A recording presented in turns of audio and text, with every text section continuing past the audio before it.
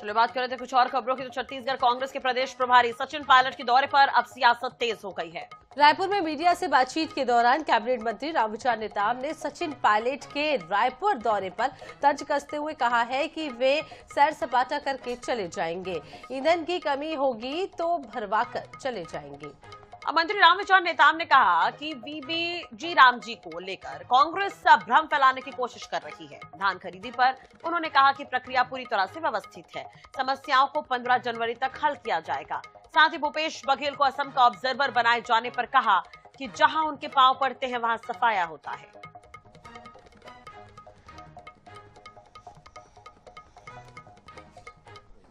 अभियान चलाने की बात कर रहे हैं तो वो सफल नहीं होंगे। हम पूरी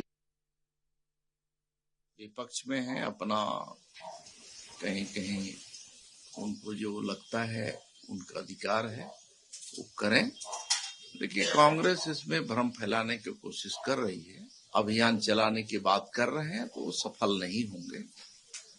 हम पूरे प्रदेश और देश के हित में ये जो हमारा नया बिल आया है उससे बहुत कुछ फायदा हमारे श्रमिक वर्ग को, गरीब तबके को, और जो काम नहीं हो पाते थे उस काम को भी उसमें शामिल किया गया है और एक बहुत बड़ा एक कार्य योजना लेकर के सरकार जो है काम करने वाली। ये संतन कैसे है कि जहां जहां पांव पड़ते हैं वहां सफाई होता है, तो सफाई फिर होना ही है सुनिश्चित। ये संतन कैसे है कि जहां जहां पांव पड़ते हैं वहां सफाई होता है, तो सफाई फिर होना ही है सुनिश्चित। पूरे प्रदेश भर में धान की खरीदी इस बार बहुत ही सिस्टमेटिक तरीके से चल रहा है।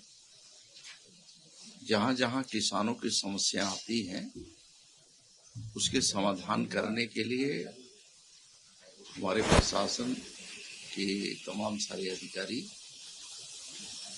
जिनकी जिम्मेदारी सौंपी गई है वो सब पूरा कर रहे हैं। उन सभी का समाधान करने के लिए आगामी 15 जनवरी तक उसे ठीक करके किसानों का जो सही उपज है उसे उपार्जन केंद्र तक लेने के लिए उनका धान बिक सके, इस प्रकार का निर्देश जारी किया गया है।